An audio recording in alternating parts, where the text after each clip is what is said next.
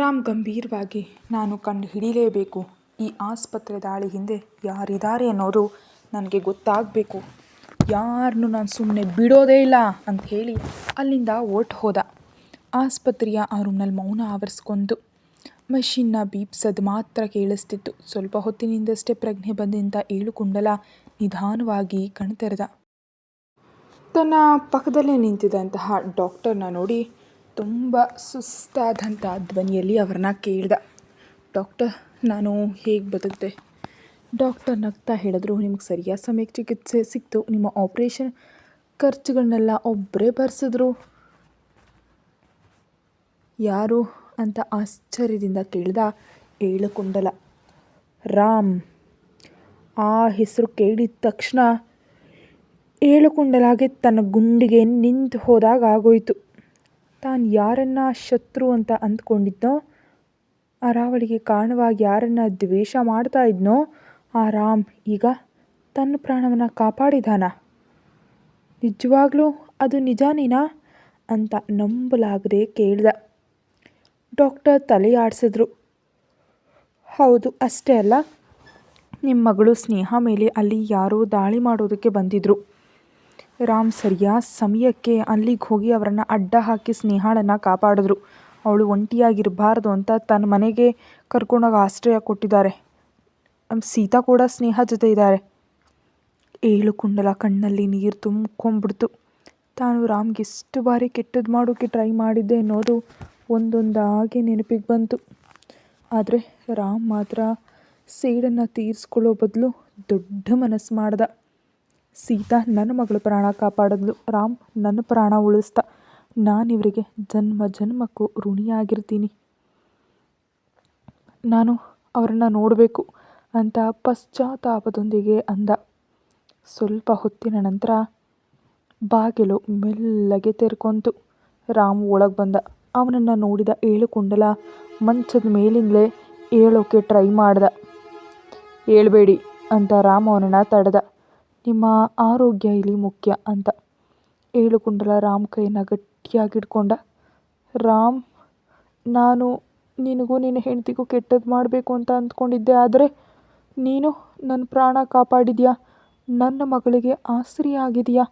ನಾನು ನಿನ್ನನ್ನು ಶತ್ರು ಅಂತ ಅಂದ್ಕೊಂಡೆ, ಆದರೆ ನೀನು ನನ್ನನ್ನು ಮನುಷ್ಯನಾಗಿ ನೋಡಿದ್ಯಾ. ರಾಮ್ ಶಾಂತವಾಗಿ ನಕ್ದ. ಶತ್ರುತ್ವ ಇರೋದು ಮನುಷ್ಯರ ನಡುವೆ ಏಳುಕುಂಡಲ, ಆದರೆ ಪ್ರಾಣದ ಮುಂದೆ ಅದಕ್ಕೆ ಬೆಲೆ ಇಲ್ಲ. ಆಪತ್ತಿನಲ್ಲಿರೋರಿಗೆ ಸಹಾಯ ಮಾಡೋದು ನನ್ನ ಜವಾಬ್ದಾರಿ. ನಿಜ ಹೇಳಬೇಕಂದ್ರೆ ಈಗ ನೀವು ಈ ಸ್ಥಿತಿಯಲ್ಲಿ ಇರೋದಕ್ಕೆ ನಾನೇ ಕಾರಣ. ನೀವು ನನಗೆ ಸಪೋರ್ಟ್ ಮಾಡಿದ್ದಕ್ಕೆ ತಾನೇ ಅರಾವಳಿ ನಿನ್ನ ಮೇಲೆ ಸೇಡು ತೀರಿಸ್ಕೊಂಡಿದ್ದು. ಆ ಮಾತು ಕೇಳಿ ಏಳುಕುಂಡಲ ಕಣ್ಣೀರಿಗೆ ತಡೆಯೋಕ್ಕಾಗಲಿಲ್ಲ ಅವ್ರಿಗೆ. ನನ್ನ ಕ್ಷಮಿಸು ರಾಮ್, ನನ್ನ ಅಹಂಕಾರ ನನ್ನ ಕೂಡನಾಗಿ ಮಾಡ್ತು. ಇವತ್ತು ನೀನು ನನಗೆ ಹೊಸ ಜೀವನ ಕೊಟ್ಟಿದ್ಯಾ. ಇನ್ಮೇಲೆ ನಿನಗೆ ಶತ್ರು ಅಲ್ಲ, ಗೆಳೆಯನಾಗಿರಬೇಕು ಅಂತಿದೆ. ರಾಮ್ ಅವನ ಭುಜದ ಮೇಲೆ ಕೈ ಹಾಕಿ ಅಂದ, ಗತಕಾಲವನ್ನು ಬದಲಾಯಿಸೋದಕ್ಕೆ ಆಗಲ್ಲ, ಆದರೆ ಭವಿಷ್ಯವನ್ನು ಚೆನ್ನಾಗಿ ಕಟ್ಕೊಳ್ಬಹುದು. ನೀವು ಬೇಗ ಗುಣಮುಖರಾಗಿ, ಅದೇ ನನಗೂ ಬೇಕಾಗಿರೋ ಕೃತಜ್ಞತೆ. ಇನ್ಮೇಲೆ ನೀವು ಸ್ನೇಹ ನನ್ನ ಫ್ಯಾಮಿಲಿ ಮೆಂಬರ್ಸ್, ನಮ್ಮ ಜೊತೆಯೇ ಇರ್ತೀರಾ. ನೀವು ಕಳ್ಕೊಂಡಿದ್ದನ್ನೆಲ್ಲ ವಾಪಸ್ ತಂದು ಕೊಡ್ತೀನಿ, ಮಾತು ಕೊಡ್ತೀನಿ ಅಂತ ಅಂದ. ಅಷ್ಟೊತ್ತಿಗೆ ಹೊರಗೆ ನಿಂತಿದ್ದಂಥ ಸ್ನೇಹ ಇದನ್ನೆಲ್ಲ ಕೇಳಿ ತುಂಬಾ ಭಾವುಕಳಾಗ್ಬಿಟ್ಲು. ತನ್ನ ತಂದೆಯ ಕಣ್ಣಲ್ಲಿ ಬದಲಾವಣೆ ನೋಡಿ ಅವಳ ಮುಖದಲ್ಲಿ ನಗು ಮೂಡ್ತು. ಗಣೇಶ್ ಬೇಡ ಅಂದರೂ ಸ್ನೇಹ ತನ್ನ ತಂದೆಗೋಸ್ಕರ ಆಸ್ಪತ್ರೆಗೆ ಬಂದಿದ್ಲು. ಅಲ್ಲಿ ನಡೆದದ್ದೆಲ್ಲ ಕೇಳಿಸ್ಕೊಂಡಿದ್ಲು. ಗಣೇಶ್ ಅವಳ ಕೈ ಹಿಡಿದು, ಭಯ ಪಡಬೇಡ ಸ್ನೇಹ, ನಿಮ್ಮ ಅಪ್ಪ ಅವರು ಯಾವುದೇ ಅಪಾಯ ಇಲ್ಲ ಈಗ ಅವ್ರಿಗೆ ಅಂದ. ಅವಳು ನಕ್ಕದ್ಲು. ಮುಂದೇನಾಗುತ್ತೋ ಅಂತ ಸೀತಾ ಇತ್ತ ಮನಸ್ಸಲ್ಲಿ ಭಯ. ತನ್ನ ಗಂಡ ಧೈರ್ಯ ಹೇಳಿದ್ರು ಯಾರೋ ತನ್ನನ್ನು ಕಿಡ್ನ್ಯಾಪ್ ಮಾಡೋಕ್ಕೆ ಟ್ರೈ ಮಾಡ್ತಿದ್ದಾರೆ ಅನ್ನೋ ಭಯ ಕಾಡ್ತಾನೇ ಇದೆ. ಸುಸ್ತಾಗಿ ನಿದ್ದೆ ಮಾಡಿದವಳು ಒಮ್ಮೆಲೆ ಎಚ್ಚರಗೊಂಡು ಮುಖ ತೊಳ್ಕೊಂಡು ಹೊರಗೆ ಬಂದಳು. ಲಲಿತಮ್ಮ ಸೀತಾಳಿಗೆ ಕಾಫಿ ಕೊಟ್ಟು ವಿಷಯ ಹೇಳಿದ್ರು. ಸ್ನೇಹ ತನ್ನ ತಂದೆ ನೋಡಬೇಕಂತ ಹಠ ಮಾಡಿದ್ಲು. ಅದಕ್ಕೆ ಗಣೇಶ್ ಆಸ್ಪತ್ರೆಗೆ ಕರ್ಕೊಂಡು ಹೋಗಿದ್ದಾನೆ. ರಾಮ್ ಈಗ ತಾನೇ ಫೋನ್ ಮಾಡಿ ಸ್ವಲ್ಪ ಹೊತ್ತಲ್ಲಿ ಮನೆಗೆ ಬರ್ತೀವಿ ಅಂತ ಹೇಳಿದ್ದ. ನೀನು ಯಾಕೋ ತುಂಬ ಸುಸ್ತಾಗಿ ಕಾಣ್ತಿದ್ಯಾ, ಕಾಫಿ ಕುಡಿದು ಸ್ವಲ್ಪ ರಿಲ್ಯಾಕ್ಸ್ ಆಗು ಅಂತ ಹೇಳಿದ್ರು. ಸೀತಾ ಸರಿ ಅತ್ತೆ ಅಂತ ಕಾಫಿ ಕುಡಿತಾ ಪ್ರತಾಪ್ ಮತ್ತು ಅತ್ತೆ ರೂಮ್ ಕಡೆ ಹೋಗೋದನ್ನು ನೋಡಿ ಅಲ್ಲಿ ಏನೋ ಗಲಾಟೆ ನಡೆದಿರಬಹುದು ಅಂತ ಅತ್ತ ಹೋದ್ಲು. ಪ್ರತಾಪ್ ಆ ರೂಮ್ಗೆ ಹೋದ್ರು. ತುಳಸಿ ಕಣ್ಣಲ್ಲಿ ಕೋಪ, ನೋವು. ಪ್ರತಾಪ್ ಆಸೆಯಿಂದ ಒಂದು ಹೆಜ್ಜೆ ಮುಂದಿಟ್ರು. ತುಳಸಿ ಅಂತೂ ಗಂಭೀರವಾಗಿ ನೋಡಿದ್ಲು. ಪ್ರತಾಪ್ ಮೆಲ್ಲಗೆ, ತುಳಸಿ 1 ನಿಮಿಷ ಪ್ಲೀಸ್, ನಾನು ಹೇಳೋದನ್ನ ಒಮ್ಮೆ ಕೇಳು.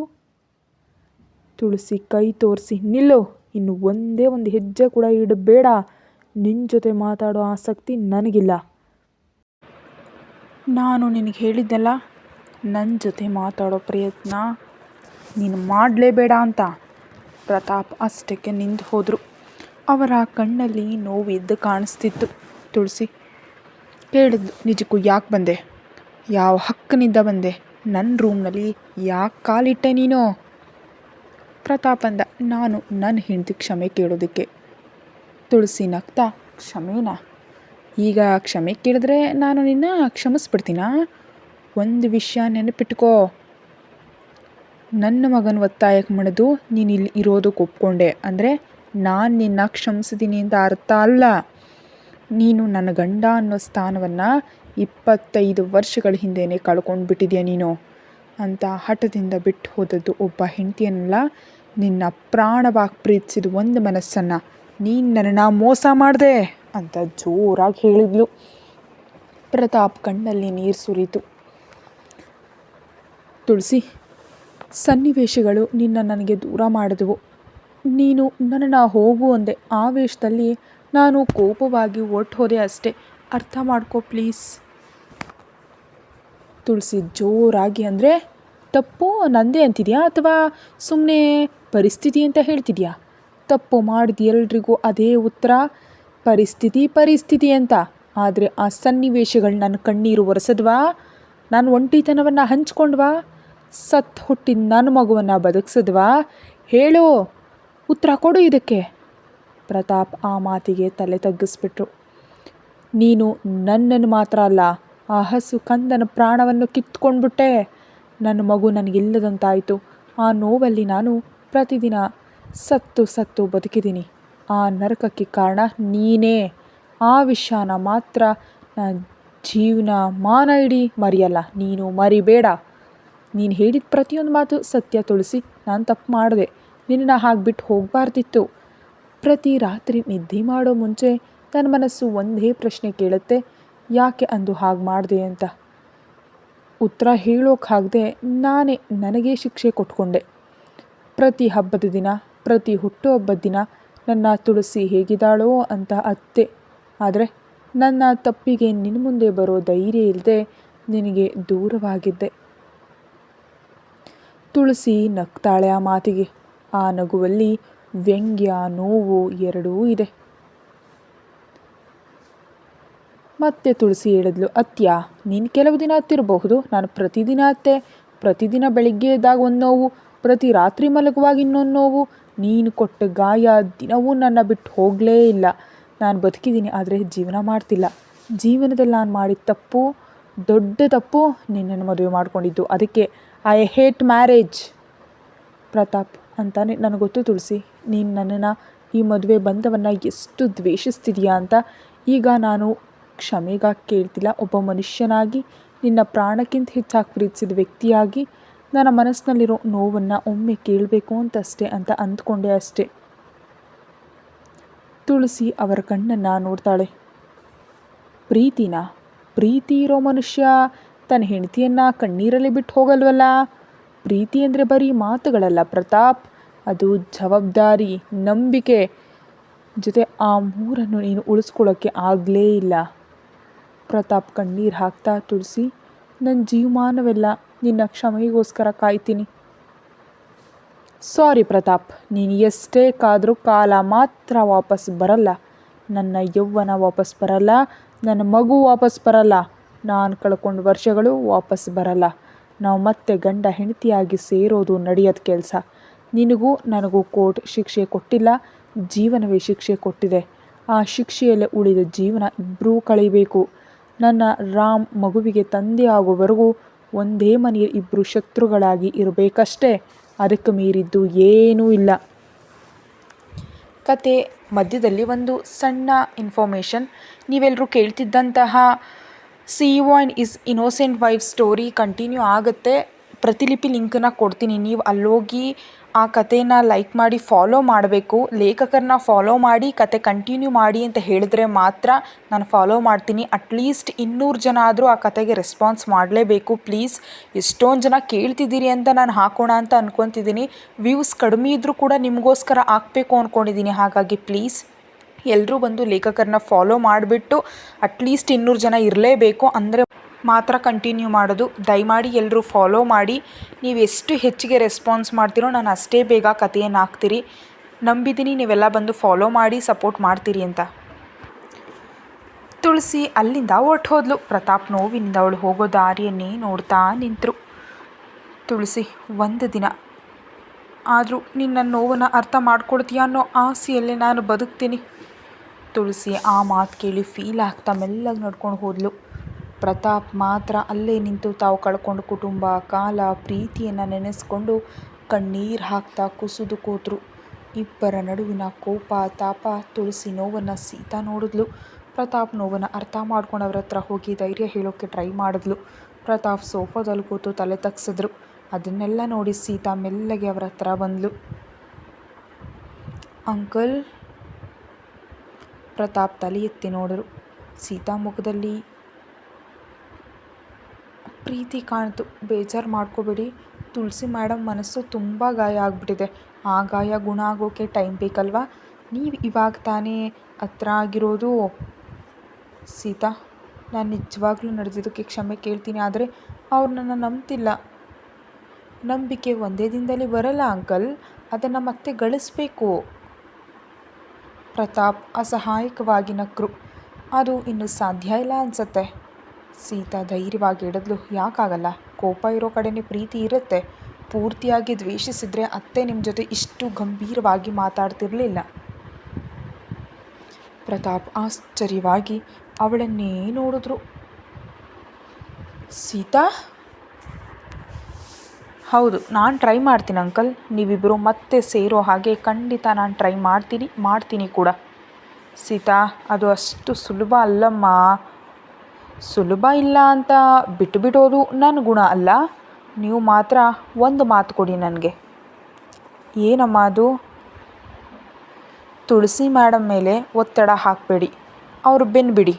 ನಿಮ್ಮ ಪ್ರೀತಿ ಮಾತುಗಳಲ್ಲಿ ಅಲ್ಲ, ಕೆಲಸಗಳಲ್ಲಿ ಕಾಣಿಸ್ಬೇಕು. ಅವರ ಮನಸ್ಸನ್ನು ಗೆಲ್ಲಬೇಕು. ಪ್ರತಾಪ್ ಸ್ವಲ್ಪ ಹೊತ್ತು ಯೋಚಿಸಿ ತಲೆ ಆಡಿಸ್ದ. ಸರಿ, ನೀನು ಹೇಳಿದಾಗೆ ಮಾಡ್ತೀನಿ. ಅಷ್ಟರಲ್ಲಿ ರೂಮ್ನಿಂದ ತುಳಸಿ ಹೊರಗೆ ಬಂದಳು. ಸೀತಾ ಪ್ರತಾಪ್ ಮಾತಾಡೋದು ನೋಡಿ ಸ್ವಲ್ಪ ಹೊತ್ತು ನಿಂತಳು. ಸೀತಾ ತಕ್ಷಣ ಅವಳ ಹತ್ರ ಹೋದ್ಲು. ತುಳಸಿ ಮೇಡಮ್ ಅಂತ ಕರೆದ್ಲು. ನಿಮಗೊಂದು ಮಾತು ಹೇಳಬೇಕು. ಏನು ಸೀತಾ? ನಿಮ್ಮ ಕೋಪ ನ್ಯಾಯವಾದದ್ದು ಅಂತೀರಾ? ತುಳಸಿ ನಗ್ತಾ, ನೀನು ಕೂಡ ಅವನ ಪರವಾಗಿ ಮಾತಾಡ್ತೀಯಾ? ಇಲ್ಲ ತುಳಸಿ ಮೇಡಮ್, ನಾನು ನಿಮ್ಮಿಬ್ಬರ ಪರವಾಗಿ ಮಾತಾಡ್ತಿದ್ದೀನಿ. ಸನ್ನಿವೇಶಗಳ ಕಾರಣದಿಂದ ದೂರ ಆದ್ರಿ, ಆಗ ಹೋದ ನಷ್ಟವನ್ನು ಸರಿಪಡಿಸೋಕ್ಕಾಗಲ್ಲ. ಎಷ್ಟೋ ವರ್ಷಗಳ ನಂತರ ನೀವು ಒಟ್ಟಿಗೆ ಇರೋ ಅವಕಾಶ ಬಂದಿದೆ. ಈಗಿಬ್ಬರು ಒಂದೇ ಮನೆಯಲ್ಲಿದ್ದರೂ ಹೀಗೆ ದೂರ ಇರೋದು ನನ್ನ ಕೈಲಿ ನೋಡೋದಕ್ಕಾಗ್ತಾ ಇಲ್ಲ. ತುಳಸಿ ಮುಖ ಗಂಭೀರವಾಯಿತು. ಸೀತಾ, ಕೆಲವು ಸಂಬಂಧಗಳು ಒಮ್ಮೆ ಮುರಿದ್ರೆ ಮತ್ತೆ ಅವು ಅಂಟ್ಕೊಳ್ಳಲ್ಲ. ನಾನು ನನ್ನ ಮಿತಿನ ತಿಳ್ಕೊಂಡಿದ್ದೀನಿ ಮೇಡಮ್. ಗಾಜು ಅಲ್ವಾ ಮೇಡಮ್ ಮನಸ್ಸು, ಅದನ್ನು ಪ್ರೀತಿಯಿಂದ ಮತ್ತೆ ಅಂಟಿಸಬಹುದು. ಆ ಮಾತು ಕೇಳಿ ತುಳಸಿ ಸ್ವಲ್ಪ ಹೊತ್ತು ಸುಮ್ಮನಾದ್ಲು. ಆದರೆ ಬೇಗ ತನ್ನ ಭಾವುಕತೆಯನ್ನು ಮುಚ್ಚಿಟ್ಕೊಂಡ್ಳು. ಪ್ರೀತಿಯ ಅಂತ ಆಸೆಗಳೆಲ್ಲ ಇಟ್ಕೋಬೇಡ. ನಾನು ತೆಗೆದುಕೊಂಡ ನಿರ್ಧಾರ ಬದಲಾಗಲ್ಲ. ಅವನ ಮೇಲೆ ನನಗೆ ಯಾವುದೇ ಪ್ರೀತಿ ಇಲ್ಲ. ಅವನು ಏನೇ ಆಗಲಿ ನಾನು ಕೇರ್ ಮಾಡಲ್ಲ ಅಂದ್ಬಿಟ್ಟು ಒಳಗಡೆ ಹೋದ್ಲು. ಸೀತಾ ನಗ್ತಾ, ಅವ್ರ ಮಾತುಗಳಲ್ಲಿ ಕಠಿಣತೆ ಇದೆ, ಆದರೆ ಕಣ್ಣಲ್ಲಿ ಇನ್ನೂ ಪ್ರತಾಪ್ ಅಂಕಲ್ ಮೇಲೆ ಪ್ರೀತಿ ಇದೆ. ಆ ಪ್ರೀತಿಯನ್ನು ಮತ್ತೆ ಬೆಳಗೋದು ನನ್ನ ಜವಾಬ್ದಾರಿ. ದೂರದಲ್ಲಿ ನಿಂತು ಅದು ಕೇಳಿಸ್ಕೊಂಡ ಪ್ರತಾಪ್ ಕಣ್ಣಲ್ಲಿ ಎಷ್ಟೋ ದಿನಗಳ ನಂತರ ಸಣ್ಣ ಆಸೆ ಮಿಂಚಿತು. ಸೀತಾ ಅವನ ಮುಂದೆ ಬಂದು, ಅಂಕಲ್ ನೀವು ವರಿ ಮಾಡ್ಕೋಬೇಡಿ, ನಾನಿದ್ದೀನಲ್ವಾ. ಪ್ರೀತಿ ಇಲ್ಲ ಅಂತ ಹೇಳಿದ್ರು ಅವರು ನಿಮ್ಮನ್ನು ಇನ್ನೂ ಪ್ರೀತಿಸ್ತಿದ್ದಾರೆ ಅಂತ ಹೇಳೋ ಹಾಗೆ ಮಾಡ್ತೀನಿ. ಈ ಸೀತಾ ಮಾತು ಅಂದ್ರೇ ಮಾತು ಅಂತ ಅಂದ್ಲು. ಆ ಕಡೆ ಅರಾವಳಿ ಕೈಲಿದ್ದು ಮತ್ತು ಬಾಟಲಿ ಒಮ್ಮೆಲೆ ಖಾಲಿಯಾಯಿತು. ಕಣ್ಣಲ್ಲಿ ಕೋಪ, ಗುಂಡಿಗೆಯಲ್ಲಿ ಸೋಲು, ಮನಸ್ಸಿನಲ್ಲಿ ಸೇಡು ಮೂರೂ ಸೇರಿಕೊಂಡು ಅವಳಿಗೆ ತನ್ನ ಮೇಲೆ ತನ್ನದೇ ಕಂಟ್ರೋಲ್ ಇಲ್ದಂತಾಯಿತು. ನನ್ನ ಮಾತು ಕೇಳಿದವರೆಲ್ಲ ಒಂದಿನ ನನ್ನ ಕಾಲು ಬುಡದಲ್ಲಿ ಬೀಳಬೇಕು, ರಾಮ್ ಕೂಡ ಮಾವ ಕೂಡ ಅಂತ ತೂರಾಡ್ತಾ ಕೂಗಿದ್ಲು. ಅಷ್ಟೇ. ಆ ಹೊತ್ತಿಗೆ ಬಾಗಿಲು ತೆಗೆದು ಒಳಗೆ ಬಂದ ವಿಠಲ್ ಅವಳ ಸ್ಥಿತಿ ನೋಡಿ ಕಂಗಾಲಾಗ್ಬಿಟ್ಟ. ಮೇಡಮ್, ದೊಡ್ಡ ಸಮಸ್ಯೆ ಆಗಿದೆ. ರಾಮ್ ಹೇಳಿಕೊಂಡನ ಆಸ್ಪತ್ರೆಗೆ ಕರೆದೊಯ್ದು ಪ್ರಾಣ ಉಳಿಸಿದ್ದಾನೆ. ಈಗ ಅವರು ಸ್ನೇಹ ಇಬ್ಬರು ರಾಮ್ ಮನೆಯಲ್ಲಿದ್ದಾರೆ. ಅಷ್ಟೇ ಅಲ್ಲ, ರಾಮ್ಗೆ ತನ್ನ ಹೆಂಡತಿನ ಕಿಡ್ನಾಪ್ ಮಾಡಬೇಕಂತ ನೀನು ಪ್ಲ್ಯಾನ್ ಮಾಡಿದೆಯಾ ಅನ್ನೋ ಅನುಮಾನ ಬಂದಿದೆ. ನೇರವಾಗಿ ನನ್ನ ಹತ್ರಕ್ಕೆ ಬಂದು ಗಲಾಟೆ ಮಾಡಿದ್ದಾನೆ, ವಾರ್ನಿಂಗ್ ಕೂಡ ಕೊಟ್ಟಿದ್ದಾನೆ. ರಾಮ್ ಸಾಮಾನ್ಯದವನಲ್ಲ ರಾವಳಿ. ಅವನು ನಮ್ಮ ಪ್ರತಿಯೊಂದು ಕದಲಿಕೆಯನ್ನು ಅಬ್ಸರ್ವ್ ಮಾಡ್ತಾ ಇದ್ದಾನೆ. ಮಯೂರಿ ಆಸ್ಪತ್ರೆ ನಾನು ಅವನ್ನ ಫಾಲೋ ಮಾಡಿದ್ದು ಗೊತ್ತಾಗೋಗಿದೆ. ಸದ್ಯಕ್ಕೆ ನೀನೇ ಕಿಡ್ನಾಪ್ ಮಾಡಿಸಿದ್ಯಾ ಅಂತ ಅವನಿಗೆ ಡೌಟ್ ಇದೆ. ಅದಕ್ಕೆ ನಾನು ಟೆನ್ಷನ್ ಆಗ್ತಾ ಇದ್ದೀನಿ. ಆ ಮಾತು ಕೇಳಿದ ತಕ್ಷಣ ರಾವಳಿ ಕಣ್ಣಿನ ಕೆಂಪು ಇನ್ನಷ್ಟು ಹೆಚ್ಚಾಯಿತು. ಏನಂದೆ? ನನ್ನ ಪ್ಲ್ಯಾನ್ ಎಲ್ಲ ಅವನ ಕೈಗೆ ಹೋಗ್ಬಿಡ್ತಾ ಅಂತ ಟೇಬಲ್ ಮೇಲಿದ್ದ ಗ್ಲಾಸನ್ನು ನೆಲಕ್ಕೆ ಬಿಸಾಡಿದ್ಲು. ಕೋಪದಿಂದ ಮುಂದೆ ಹೋಗೋಕೆ ಟ್ರೈ ಮಾಡಿದವಳಿಗೆ ಕಾಲು ಸಹಕರಿಸಲಿಲ್ಲ. ಒಮ್ಮೆಲೆ ತೂರಿ ವಿಠಲ್ ಮೇಲೆ ಬಿದ್ದುಬಿಟ್ಲು. ವಿಠಲ್ ಅವಳನ್ನ ಬೀಳದಂತೆ ಹಿಡ್ಕೊಂಡ. ಸ್ವಲ್ಪ ಹೊತ್ತು ಇಬ್ಬರ ನಡುವೆ ಮೌನ ಆವರಿಸ್ತು. ಮತ್ತಿನಲ್ಲಿರೋ ಅರಾವಳಿಗೆ ಏನು ನಡೀತಿದೆ ಅಂತ ಅರ್ಥನೇ ಆಗ್ತಿಲ್ಲ. ಆದರೆ ವಿಠಲ್ ಒಮ್ಮೆಲೆ ಅಸೌಕರ್ಯಕ್ಕೊಳಗಾದ. ಅವನ್ನ ತಕ್ಷಣ ಸರಿಯಾಗಿ ನಿಲ್ಲಿಸೋಕೆ ಟ್ರೈ ಮಾಡ್ದ. ಮೇಡಮ್, ನೀವು ಮತ್ತಿನಲ್ಲಿದ್ದೀರಿ. ಅರಾವಳಿ ಅವನ ಶರ್ಟ್ ಹಿಡಿದು ನಕ್ಕದ್ಲು. ಎಲ್ಲರೂ ನನ್ನ ಬಿಟ್ಟು ಹೋದರು, ನೀನಾದರೂ ನನ್ನ ಪಕ್ಕದಲ್ಲಿದೆಯಾ ಅಲ್ವಾ ವಿಠಲ್ ಅಂತ ಕೇಳಿದ್ಲು. ಆ ಮಾತು ವಿಠಲ್ ಮನಸ್ಸಲ್ಲಿ ಅಲ್ಲೋಲ ಕಲ್ಲೋಲ ಮಾಡಿತು. ಇಲ್ಲಿವರೆಗೆ ಅವಳನ್ನ ಬರೀ ತನ್ನ ಪಾರ್ಟ್ನರ್ ಆಗಿ ನೋಡಿದವನು ಈ ಸ್ಥಿತಿಯಲ್ಲಿ ತನ್ನ ಮನಸ್ಸು ದಾರಿ ತಪ್ಪದಂತೆ ಬಲವಾಗಿ ತಡ್ಕೊಂಡ. ಕ್ಷಣಕಾಲ ಅವಳ ಅಂದ ಅವನ ಗಮನ ಸೆಳೀತು. ಬೇಗ ತನ್ನಲ್ಲಿ ತಾನೇ ಸೇರಿ ಹೋದ. ಇಲ್ಲ, ಈಗ ನಾನು ವೀಕ್ ಆದ್ರಷ್ಟೇ. ಈ ಪರಿಸ್ಥಿತಿನ ಉಪಯೋಗಿಸ್ಕೊಳ್ಳೋದು ಬೇಡ. ನನಗೆ ಬೇಕಾಗಿರೋದು ಅರಾವಳಿ ಎಲ್ಲ ಸೀತಾ ಅಂತ ಮನಸ್ಸಿನಲ್ಲೇ ಅಂದ್ಕೊಂಡ. ಅವನು ಎಚ್ಚರಿಕೆಯಿಂದ ಅವಳನ್ನು ಸೋಫಾದಲ್ಲಿ ಕೂರಿಸಿ ನಿಂಬೆ ಹಣ್ಣಿನ ನೀರು ತಂದ. ಮೊದಲು ಇದನ್ನು ಕುಡಿ ಅಂತ. ಅರಾವಳಿ ಗ್ಲಾಸನ್ನು ತಳ್ಳೇ ಬಿಟ್ಲು. ನನಗೆ ನೀರು ಬೇಡ. ಸೇಡಬೇಕು. ವಿಠಲ್ ಗಂಭೀರವಾಗಂದ. ಸೇಡು ತೀರಿಸ್ಕೋಬೇಕು ಅಂದರೆ ಮೊದಲು ನೀನು ನಿಲ್ಲಬೇಕು. ಈಗ ನೀವು ತಗೊಳ್ತಿರೋ ಪ್ರತಿ ತಪ್ಪು ನಿರ್ಧಾರ ರಾಮ್ಗೆ ಅನುಕೂಲ ಆಗುತ್ತೆ. ಆ ಮಾತು ಅರಾವಳಿಯನ್ನು ಸ್ವಲ್ಪ ಹೊತ್ತು ಯೋಚನೆಗೆ ಹಚ್ಚಿತು. ಆದರೆ ಈಗೇನು ಮಾಡೋದು ಅಂತ ಮತ್ತಿನಲ್ಲೇ ಕೇಳಿದ್ಲು. ವಿಠಲ್ ಕಣ್ಣಲ್ಲಿ ಹೊಸ ಕುತಂತ್ರ ಮಿಂಚಿತು. ಈ ಸಾರಿ ಕೋಪದಿಂದಲ್ಲ, ಬುದ್ಧಿಯಿಂದ ಏಟು ಕೊಡೋಣ. ರಾಮ್ ವೀಕ್ನೆಸ್ ಎಲ್ಲಿದೆ ಅಂತ ಕಂಡು ಹಿಡಿದು ಅಲ್ಲೇ ದಾಳಿ ಮಾಡೋಣ. ಅರಾವಳಿ ನಿಧಾನವಾಗಿ ತಲೆ ಎತ್ತಿ ಅವನ್ನ ನೋಡಿದ್ಲು. ಅವಳ ಕಣ್ಣಲ್ಲಿ ಮತ್ತೆ ಸೇಡಿನ ಜ್ವಾಲೆ ಹೊತ್ಕೊಂತು. ಸರಿ ವಿಠಲ್, ಇನ್ಮೇಲಿಂದ ಆಟ ನಮ್ಮದಲ್ಲ, ಬೇಟೆ ನಮ್ಮದು. ಅದೇ ಟೈಮ್ನಲ್ಲಿ ಆಸ್ಪತ್ರೆಯಲ್ಲಿ ಹೇಳಿಕೊಂಡಲ್ಲ ಪ್ರಜ್ಞೆಗೆ ಬಂದು ಪೂರ್ತಿ ಮನುಷ್ಯನಾಗಿ ಬದಲಾಗಿದ್ದ ಸ್ನೇಹ ಅವನ ಕೈ ಹಿಡಿದು ಕಣ್ಣೀರು ಒರೆಸ್ಕೊಳ್ತಿದ್ಲು. ರಾಮ್ ಅವ್ರನ್ನ ಕರ್ಕೊಂಡು ತನ್ನ ಮನೆಗೆ ಹೊರಟ. ಹೊರಗೆ ಮೌನವಾಗಿದ್ದರೂ ಒಳಗೆ ಮಾತ್ರ ಯೋಚಿಸ್ತಾನೇ ಇದ್ದ. ಅರಾವಳಿ, ನೀನು ಇಲ್ಲಿಗೆ ನಿಲ್ಲಲ್ಲ. ಇನ್ಮೇಲಿಂದ ಪ್ರತಿ ಹೆಜ್ಜೆ ಎಚ್ಚರಿಕೆಯಿಂದ ಇಡ್ತೀಯಾ ಅಂತ ನಂಗೆ ಗೊತ್ತು. ನಿನಗೆ ವಿಠಲ್ ಸಾಥ್ ಸಿಕ್ಕಿದ್ದಾನೆ. ಆದರೆ ಈ ಸಾರಿ ನಿನ್ನ ಪ್ರತಿ ಏಟಿಗೂ ನನ್ನ ಹತ್ರ ಮೊದಲೇ ಉತ್ತರ ಇರುತ್ತೆ ಅಂತ ಮನಸ್ಸಲ್ಲಿ ಅಂದ್ಕೊಂಡ. ಅದೇ ಕ್ಷಣದಲ್ಲಿ ಅರಾವಳಿ ಮನೆಯಲ್ಲಿ ಹೊಸ ಕುತಂತ್ರಕ್ಕೆ ನಾಂದಿ ಹಾಡ್ತಿದ್ದಾಗ ಎರಡು ಕಡೆ ಶುರುವಾದ ಈ ಮಾನಸಿಕ ಯುದ್ಧ ಇನ್ನೆಷ್ಟು ಅಪಾಯಕಾರಿ ತಿರುಗೋದಕ್ಕೆ ರೆಡಿಯಾಗಿತ್ತೋ ನೋಡೋಣ. ಆ ಕ್ಷಣದಲ್ಲಿ ಅದು ಯಾರಿಗೂ ಗೊತ್ತಿರಲಿಲ್ಲ. ವಿಠಲ್ ಸೀತಾಳಿಗೋಸ್ಕರ, ಅರಾವಳಿ ರಾಮ್ಗೋಸ್ಕರ ಸೇಡು, ಪ್ರತಿಕಾರ ಅಂತ ಅರ್ಥ ಇಲ್ಲದ ಕುತಂತ್ರಗಳನ್ನ ಹೂಡ್ತಾ ಸಮಸ್ಯೆಗಳನ್ನ ತರೋ ಕೆಲಸದಲ್ಲಿ ಇದ್ದಾರೆ. ಕತೆ ಮುಂದುವರಿಯುತ್ತೆ. ಹಾಗೆ ಹೋಗಿ ಪ್ರತಿಲಿಪಿಲಿ ಫಾಲೋ ಮಾಡಿ.